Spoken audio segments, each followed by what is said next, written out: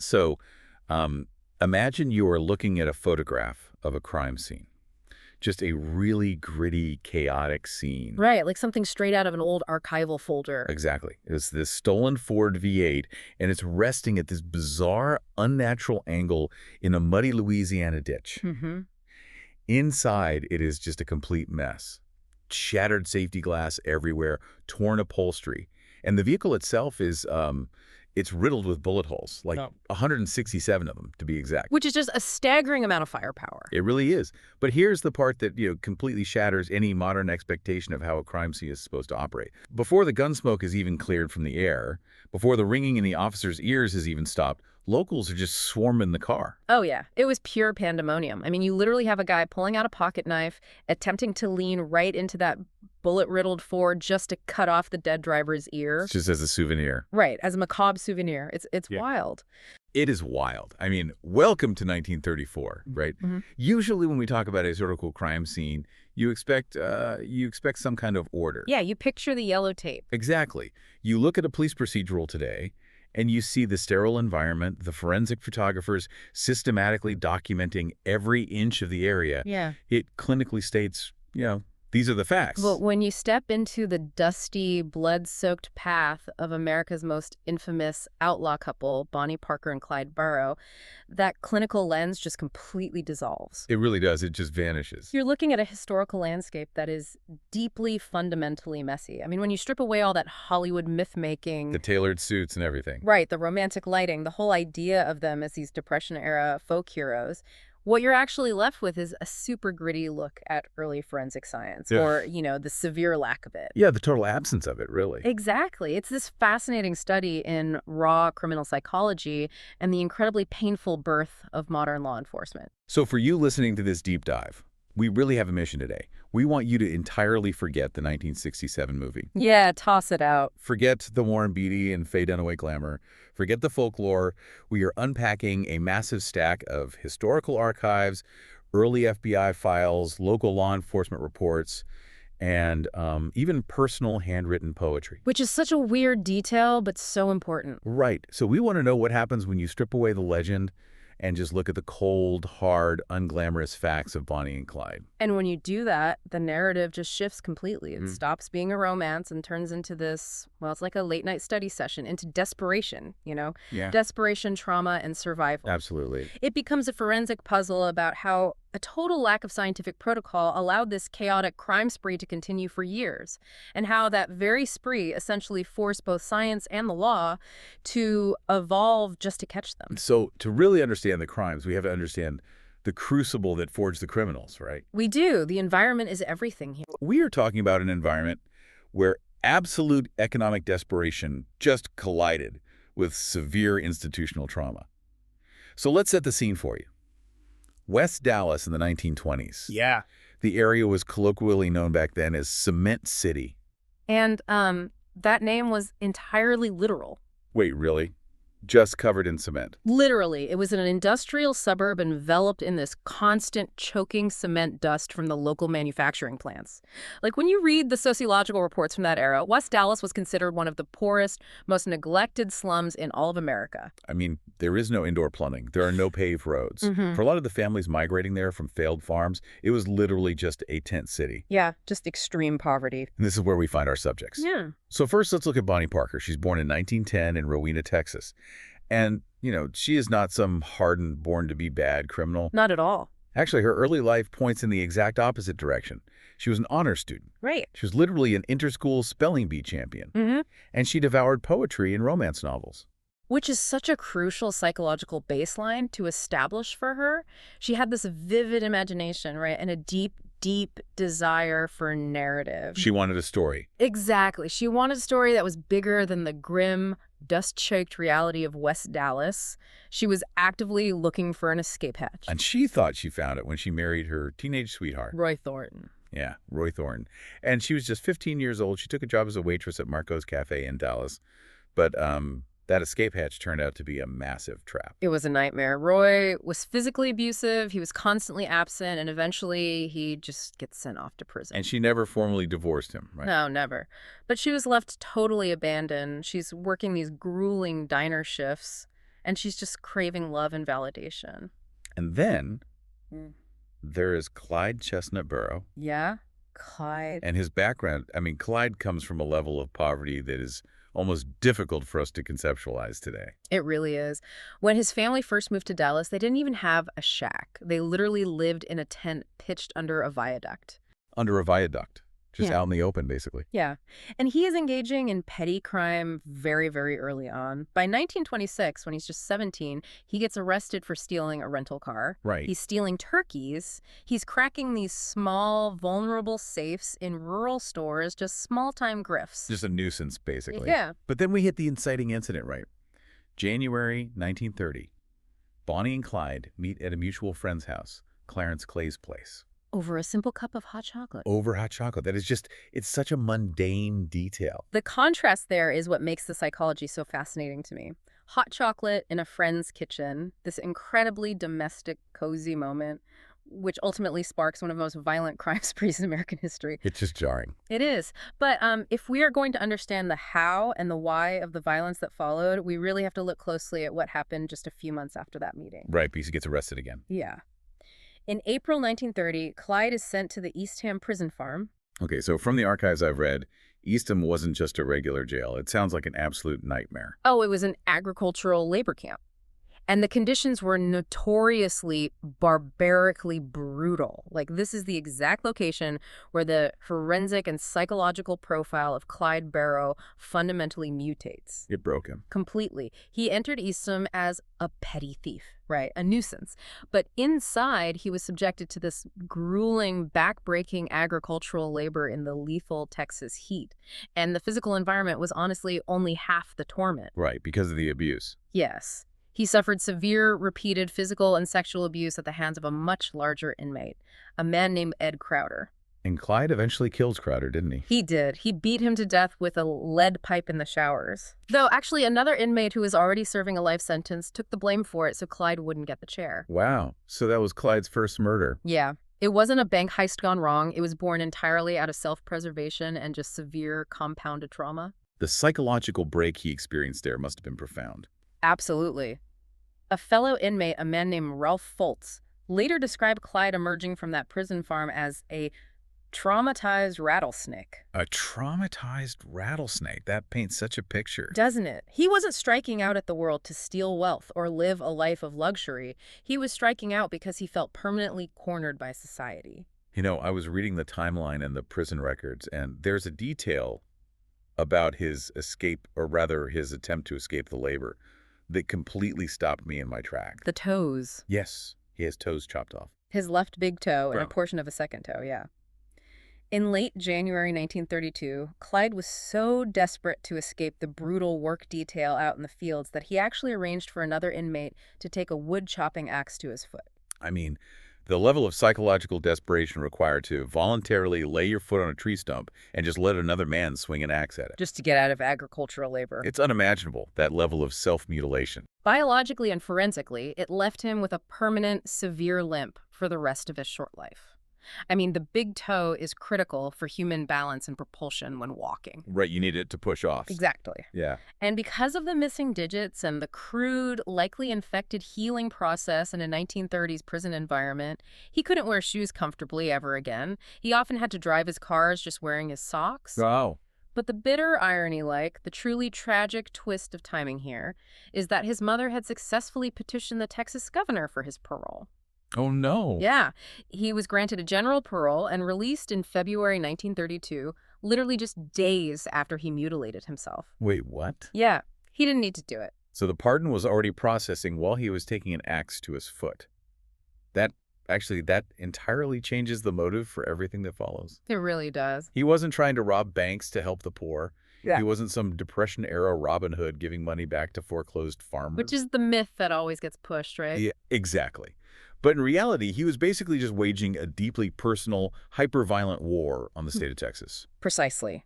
When you analyze his post-prison behavioral patterns, his primary driving goal was pure revenge against the Texas Department of Corrections. He wanted to burn it down. He explicitly told people his plan was to gather enough money and enough heavy firepower to launch a massive militarized raid on Eastham. He wanted to free the prisoners and execute the guards. That is The terrifying. entire crime spree, the robberies, the car thefts, the shootouts, was essentially just a fundraising mechanism for that specific violent vendetta. So if Clyde is waging a personal war just to fund a prison raid, Hmm. how does that translate to the actual crime spree? Because the Hollywood myth makes them look like criminal masterminds. Oh, the slick, glamorous heist. Yeah, these high-stakes bank heists in tailored suits. But when you're looking at the actual local police blotters, the reality is chaotic, it's bloody, and it's incredibly amateurish. Highly amateurish. I mean, if we look at the actual data of their crimes, Clyde was a terrible bank robber. Awful. Across their entire multi-year run, they only robbed maybe 10 to 15 banks in total? That's it. Yeah. And their largest single haul from a bank was roughly $1,500. Most of the time, they were walking away with literal pocket change, just shaking down cash registers for loose coins. Which totally explains why they mostly targeted mom-and-pop grocery stores, small rural gas stations, and just struggling citizens. People who were already suffering through the worst years of the Great Depression. Let's look at the start of the 1932 spree. It's not a string of brilliant heists at all. It is just a trail of senseless murders. Totally senseless. In April 1932, they rob a store in Hillsboro, Texas. The store owner, J.N. Butcher, is shot and killed. Right. Then in August 1932, they are drinking at a country dance in Stringtown, Oklahoma. Right. A local deputy, Eugene C. Moore, simply approaches them in the parking lot. He doesn't even draw his gun, and they immediately open fire, killing him. And then there's Christmas Day, 1932. Ah, the Doyle Johnson murder. Yeah. Doyle Johnson was just a civilian, just a young family man in Temple, Texas. He looks out his front window, sees these strangers trying to hotwire his car, and he naturally runs out to stop them. And they murder him right there on Christmas Day. It's so bleak. It is. And when you evaluate the forensic methodology of these early crimes, there is absolutely no sophistication. There's no stealth, no tactical planning. Just chaos. Exactly. They survived the law not through criminal genius, but through two very specific factors: overwhelming stolen firepower and a highly specific exploitation of the legal framework at the time. Let's talk about that firepower, because they certainly weren't using standard handguns. Yeah. I mean, they were raiding National Guard armories. Yes, they were. Clyde's weapon of choice, the gun that fundamentally altered how local police had to engage with them, was the M1918 Browning automatic rifle. Commonly known as the BAR. Right. They repeatedly broke into military armories just to stockpile these things. Now, we have to understand the ballistics of the era to see why this gave them such an insane advantage. Okay, so paint the picture for us. Well, your average local county sheriff or town constable in 1933 is carrying a .38 caliber six-shooter revolver. They might, if they're lucky, have a standard pump-action shotgun in the trunk of their car. And the BRR. What makes Yeah. it so different? Mechanically, the BIRR is a completely different beast. It was designed for trench warfare in World War I. Oh, wow. Yeah, it fires a .3006 caliber rifle round. That is a massive high-velocity projectile, while a .38 revolver might dent a car door or shatter a window. Right. A .306 round from a BOR carries enough kinetic energy to shoot straight through the engine block of an unarmored 1930s police cruiser. Straight through the engine block. It shoots right through the heavy oak trees that officers tried to use for cover, and furthermore, it can fire 500 rounds a minute. That is just terrifying. So when the Bear Gang was cornered, they didn't rely on tactical evasion. They relied on laying down such a terrifying, impenetrable wall of high-caliber lead that local law enforcement was just physically outgunned and completely pinned down. So you're a local cop with a six-shooter, and you're suddenly facing military-grade suppression fire. Yeah, it's not a fair fight. Not at all. But beyond the guns, there's how they actually managed to get away time and time again. You mentioned they exploited the legal framework. They did. The archives talk extensively about something called the state line rule. Yes. This is a crucial piece of historical context for how criminal investigations operated, or really failed to operate, in the early 30s. Right. Today, we think of law enforcement as this interconnected web, right? But back then, there was very little federal jurisdiction over local crimes. But the FBI wasn't really the FBI yet. Exactly. They were just called the Division of Investigation at the time, and they were still in their infancy. They were mostly accountants and paper pushers. They didn't even have the authority to carry firearms or make arrests until a bit later on. Wow, I didn't know that. So jurisdiction was strictly, rigidly localized. So think of it like being chased by a security guard inside a shopping mall. Okay, yeah. But the moment you step out the automatic sliding doors into the parking lot, you become completely invisible to them.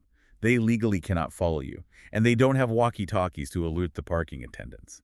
Is that basically what the state line rule was? That is an excellent analogy. If you rob a gas station in a Texas border town and you drive 50 yards across the state line into Oklahoma, You're safe. the Texas police technically have to stop their pursuit right at the border. They have zero legal authority to make an arrest in Oklahoma. That is wild to think about today. Right. To continue the pursuit legally, they would need complex extradition paperwork.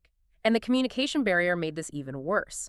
Police cars in 1933 did not have two-way radios. Wait, they had no radios in the patrol cars at all? None. The communication loop was entirely broken. If an officer in a patrol car spotted the Barrow gang speeding down a dirt road, they couldn't just key a mic and call dispatch to set up a roadblock 10 miles ahead. So what do they do? That officer had to physically drive into the nearest town, find a building with a landline telephone, get the switchboard operator to connect them to the next county sheriff's office, and then explain the situation. Oh my God. By the time that manual relay of information happened, Clyde Barrow was 3 counties away. because he was driving a Ford V8. Exactly. The Ford V8 was one of the fastest, most powerful, mass-produced consumer vehicles available at the time, and Clyde was an exceptionally fast, reckless driver. So they took this powerful machine and they essentially pinballed across state lines. Just crossing from Texas to Oklahoma to Missouri, immediately invalidating local pursuit every single time they crossed a border. Okay, so the gang is leaving this huge trail of bodies, police officers, innocent civilians, and they're exploiting state lines and telecom limitations to stay free. Yes. But despite all this local terror, they only really become national front-page celebrities because of a massive careless mistake they make at a hideout in Missouri. Ah, yes. The Joplin incident. April 1933. This is a huge turning point. It is. This is the exact moment where the public narrative completely fractures from the forensic reality. Okay, so set the scene. It's April 1933 in Joplin, Missouri. The gang has grown. It's no longer just Bonnie and Clyde. Right, they have a whole crew now. It's now Clyde, Bonnie, Clyde's older brother Buck, Buck's wife Blanche, and a local teenager they picked up named W.D. Jones. They rent this garage apartment in a quiet residential neighborhood just to lay low. But they are completely incapable of keeping a low profile. Yeah, completely incapable. They are rowdy, they are drinking heavily, they are playing cards loudly late into the night. The neighbors notice these out-of-towners acting highly suspicious, and they naturally call the local cops. But the neighbors assume it's just a local gang of bootleggers running a still. Right, so the police have absolutely no idea they are walking up to the heavily armed Barrow gang. None. They assemble a standard 5-man force in 2 cars, expecting a totally routine bootlegger bust. And what happens? As soon as the officers pull into the driveway, the garage door flies open, and the gang opens fire with those stolen BIRs. It's an absolute slaughter. It really is. Detective Harry McGinnis and Constable Wes Harriman are gunned down. The gang is forced to flee in total panic. They peel out of the garage under heavy fire, and they leave almost all of their possessions behind in the apartment. Like what? They leave Buck's official parole papers, which is a huge mistake, a massive arsenal of weapons, and crucially, a camera containing several rolls of undeveloped film. And this is where the PR machine of the 1930s takes over. Oh, big time. The local police take that undeveloped film to the local newspaper, the Joplin Globe, to have it processed in their darkroom, hoping the photos will just help identify the suspects. Right, but what they develop in those chemical baths changes true crime history forever. It gave birth to the gunmetal myth. It did. The photos show Bonnie and Clyde posing in fields, playing around, pointing guns at each other playfully, like they're on vacation. But there is one specific photo that went viral, 1930s style. Oh, the famous one. Yeah. It's a shot of Bonnie Parker leaning casually against the bumper of the Ford V8.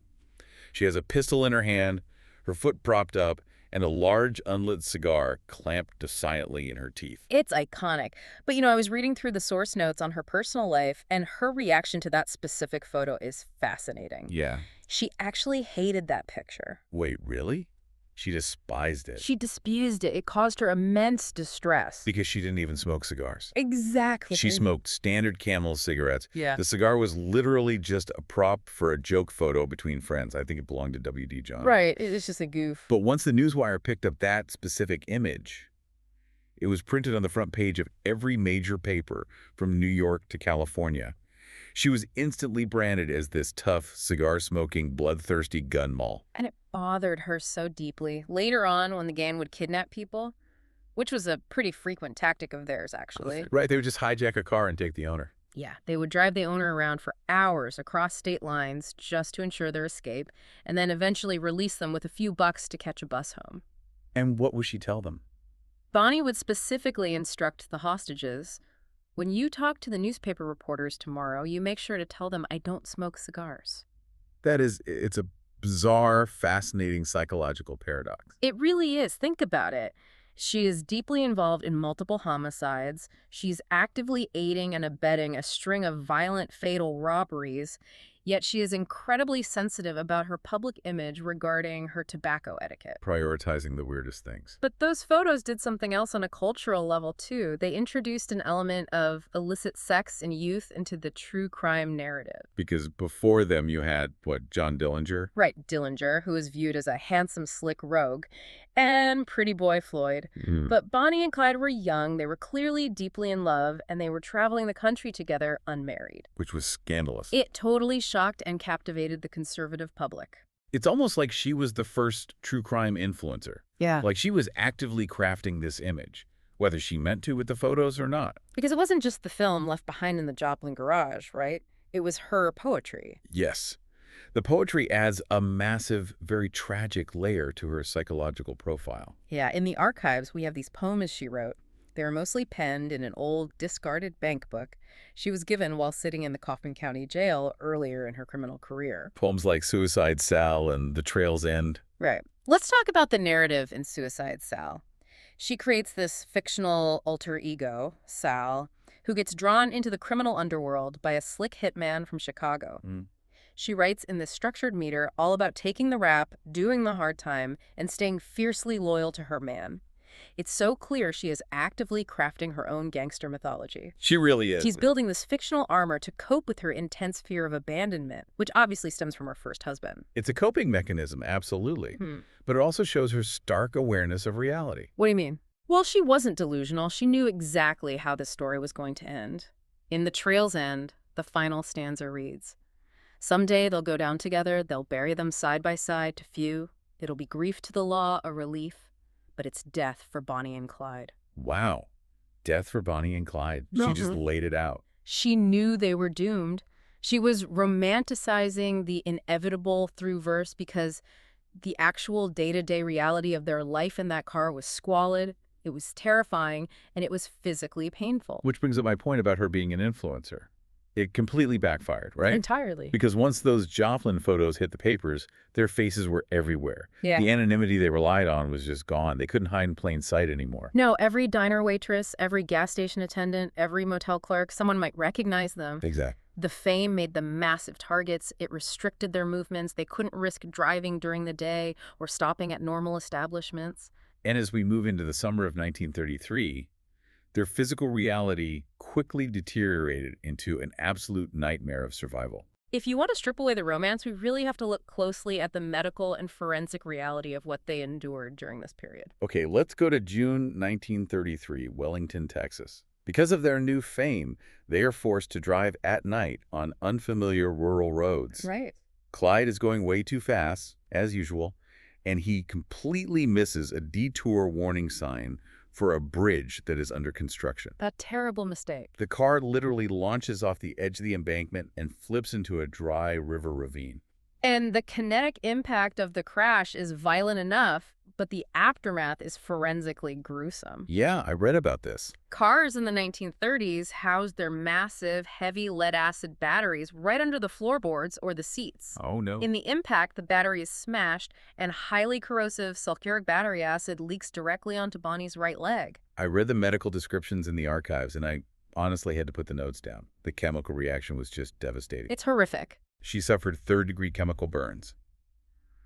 The flesh on her right leg was literally eaten away so deeply that the bone and the ligaments were clearly visible. No, consider the biological reality of the era. It's 1933. Right. Penicillin hasn't been mass-produced yet. Modern broad-spectrum antibiotics do not exist. If a normal person suffered that injury, they would be immediately hospitalized in a sterile burn ward. But Bonnie and Clyde cannot go to a hospital. They can't. So how do you survive an open, weeping, third-degree chemical wound while living in a stolen car, hiding in the humid woods of the American South? Honestly, how did she not die of massive sepsis within a week? The pain must have been blinding. It is a medical marvel that she didn't die of a systemic infection. It completely strips away any romantic illusion of the fun, outlaw road trip. Absolutely. Their makeshift medical care was so desperate, Clyde and W.D. Jones would actually break into local rural pharmacies in the middle of the night. What were they stealing? They stole atropine sulfate, which was primarily used to treat muscle spasms and nerve pain, along with rolls of gauze, crackers, and cheese. Wow. Clyde would sit in the muddy woods, bathing her open leg, applying these crude, makeshift medical treatments. Bonnie was constantly slipping in and out of consciousness from the sheer agony. I can't even imagine. She could never walk properly again after that night. For the entire last year of her life, Clyde either had to physically carry her everywhere, or she would painfully hop on her good leg. And because of this horrific injury, their entire operational security completely falls apart, doesn't it? It does. Forensically, a wound like that creates a massive physical evidence trail that they just couldn't hide. Right? Think about the logistics. You have a severely weeping, infected, necrotic burn. It requires constant bandage changes. They are camping in the woods, trying to stay hidden, but they are leaving behind piles of bloody, purulent, discarded bandages everywhere they stop. Which is exactly how they get caught in Iowa. Yes, July 1933. They decide to camp at an abandoned amusement park called Dexfield Park just to rest. Locals notice these strangers, but more importantly, a local farmer finds the bloody bandages left around the campfire embers. It's the physical evidence that does them in. The police are immediately called, and soon the gang is surrounded by roughly 100 heavily armed officers and deputized citizens. The shootouts in July are physically devastating to the gang. First, they are cornered at the Red Crown Tavern in Missouri, where they are basically forced to fight an armored police car. An armored car? Yeah. Clyde uses the BIR to literally shoot his way out, but his brother, Buck, takes a horrific, catastrophic shot to the head from an officer's rifle. The archives are brutal here. A bullet blasted a large hole right through the bone of Buck's forehead, completely exposing his brain to the air. Just massive trauma. And his wife Blanche was nearly blinded by shattered glass from the car windows hitting her eyes. And yet, incredibly, they escaped the Red Crowd shootout.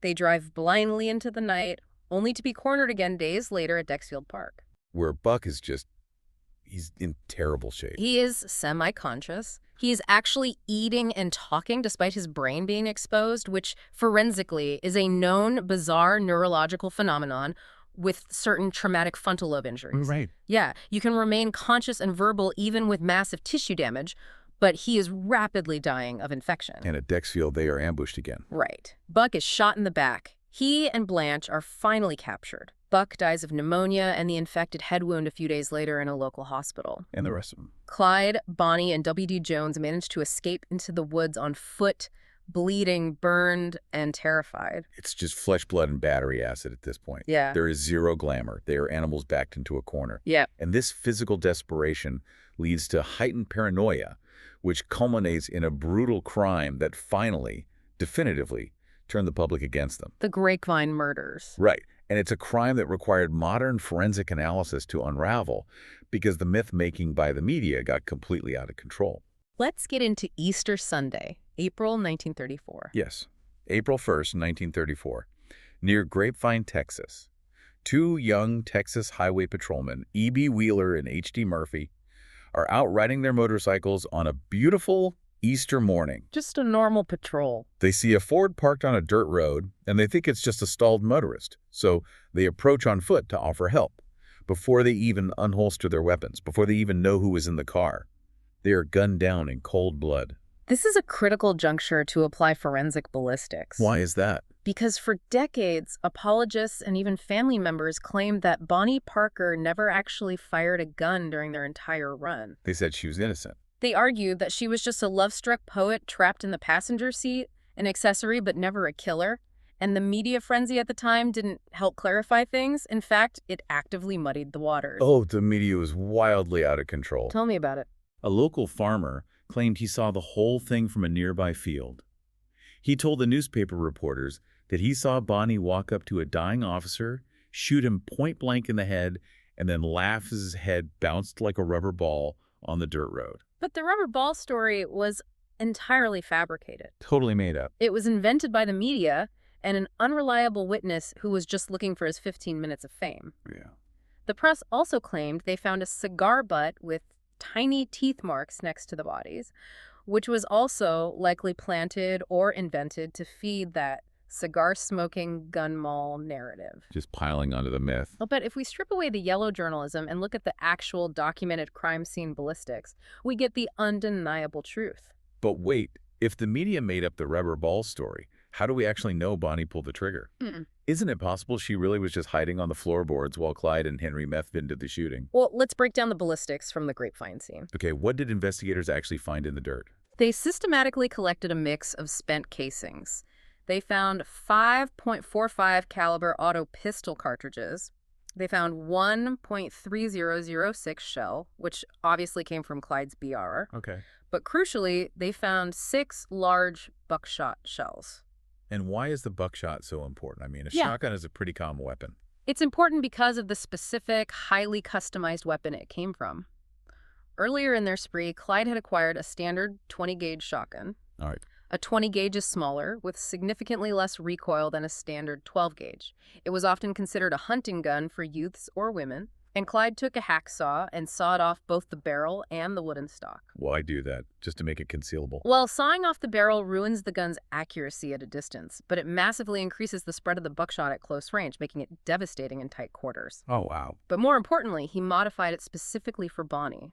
By removing the stock and the barrel length, he made it small enough so she could easily maneuver it inside the confined space of a car. That's terrifying. She even had a crude rubber band sling attached to it so she could wear it hidden right under her coat. So the 6 buckshot shells and the grapevine crime scene, they perfectly matched Bonnie's custom sawed-off 20-gauge shotgun. Exactly. The chemical signature of the powder, the gauge size, the firing pin impressions, it all pointed to her specific weapon. The science doesn't lie. It doesn't. Furthermore, there was an actual credible set of eyewitnesses, the Schiefer family, who were only 100 yards away with an unobstructed view of the road. What do they say?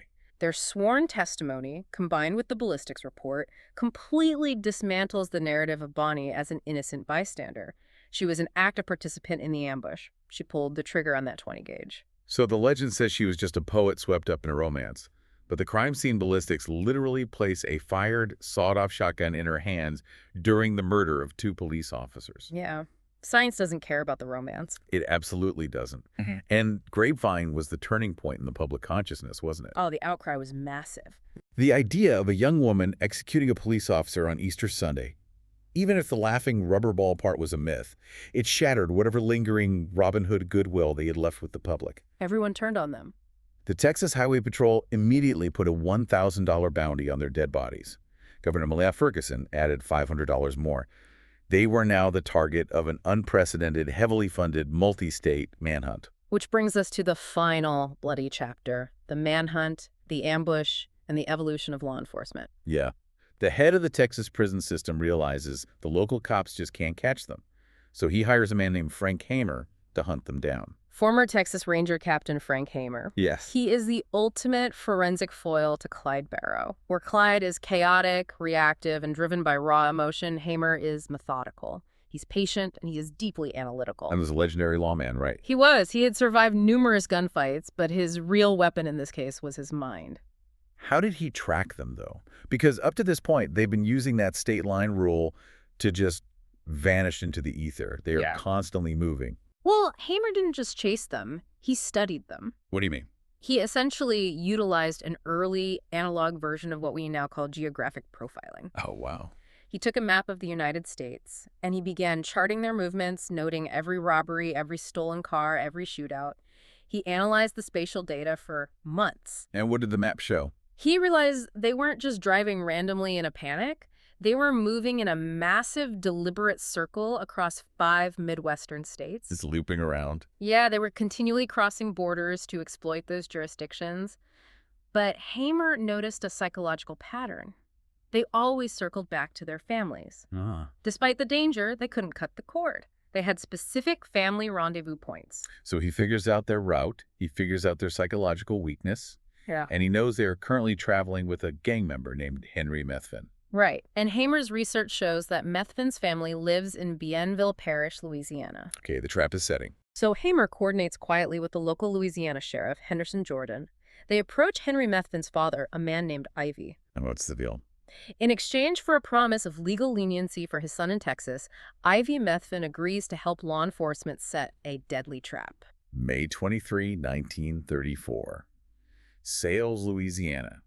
Hamer puts together a heavily armed posse of 6 men, 4 from Texas, 2 from Louisiana, and they set this trap on a remote dirt logging road using Ivy Methvin's own logging truck. They park Ivy's truck on the side of the road and physically remove one of the tires to fake a breakdown. Just bait. Exactly. Yeah. The posse then hides in the thick, humid brush just across the road. They are armed with automatic rifles, heavy shotguns, and pistols. They are taking absolutely no chances. It's 9:15 a.m. The stolen Ford V8 approaches. Clyde is driving in his socks because of his mutilated foot. Yep.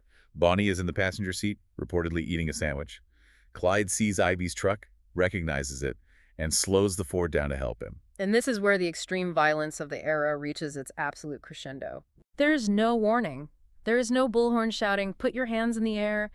The posse knows from the reports of Grapevine and Joplin that if they give Clyde Barrow even a single second to grab his BR, they are all dead men. So they open fire from the bushes. The official coroner's report states that 167 rounds were fired into the Ford V8 in a matter of seconds. 167. The noise of the concentrated gunfire was so deafening that several posse members actually experienced temporary hearing loss. Wow.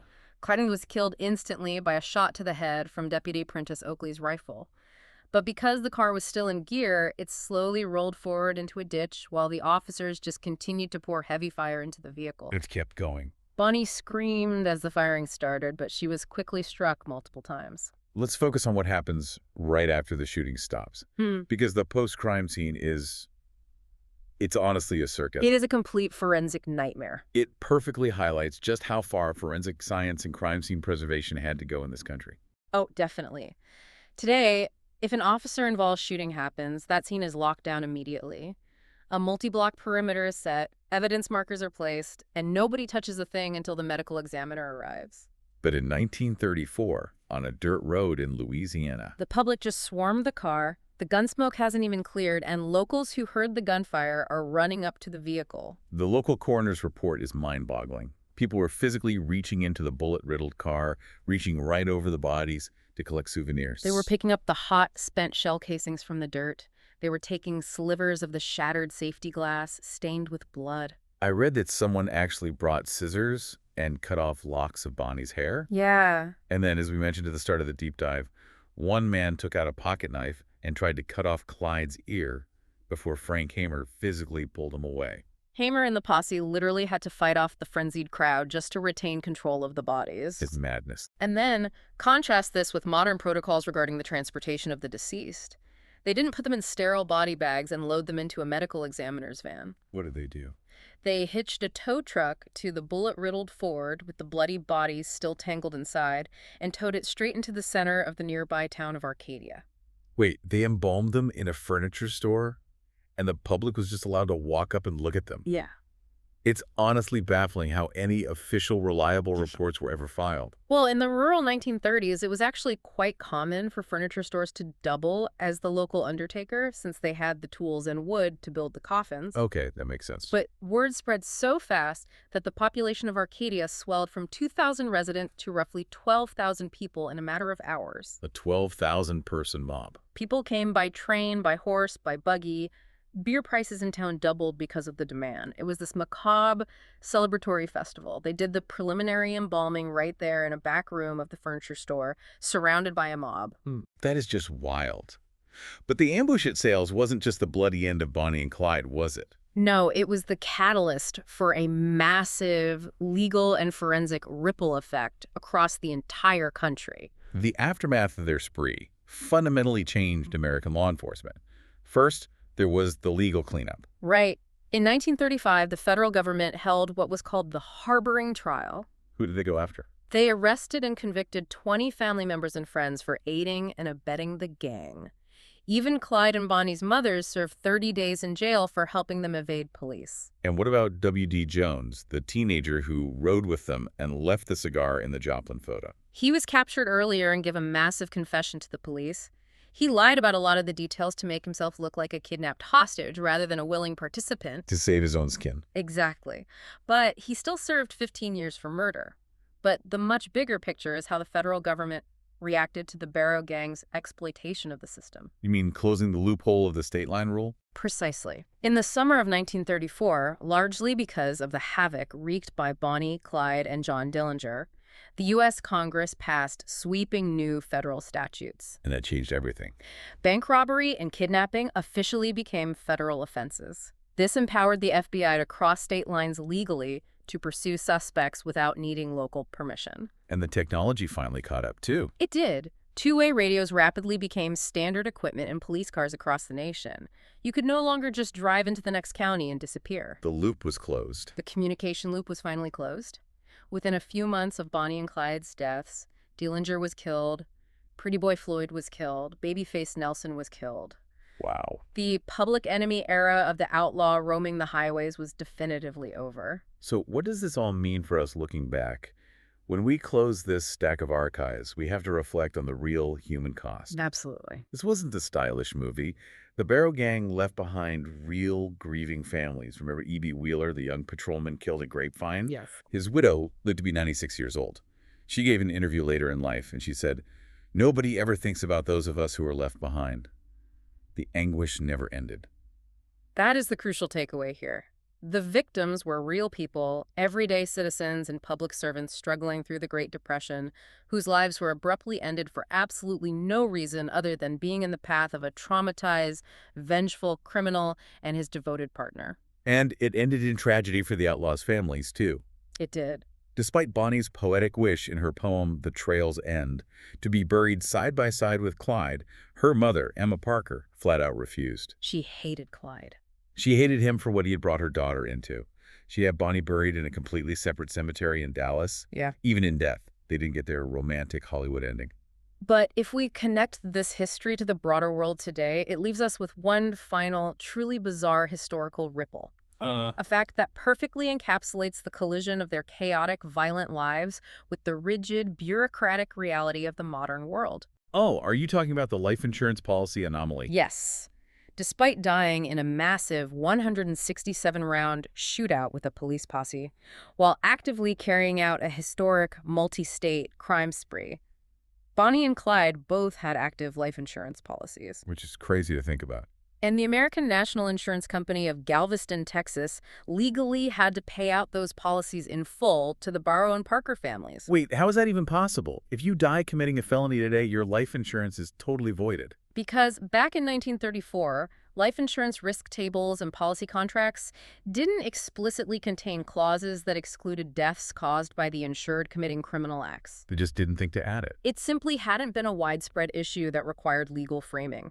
Bonnie and Clyde's highly publicized deaths literally forced the life insurance industry to rewrite its policies forever. Oh, wow. Every single policy you see today that contains a clause voiding a payout if you die committing a felony, that exists directly because of them. That is fascinating. It really makes you wonder how the ripples of history affect the mundane things we interact with today. Yeah, exactly. You read a boring standard insurance contract, and hidden right there in the fine print is the echo of a big R firing on a dirt road in Louisiana in 1934. It just goes to show, when you strip away that Hollywood X-ray, when you look at the muddy, battery acid-stained reality of the actual crime scenes, Wow. the true history is far more compelling and far more deeply tragic than the myth ever was. Well said.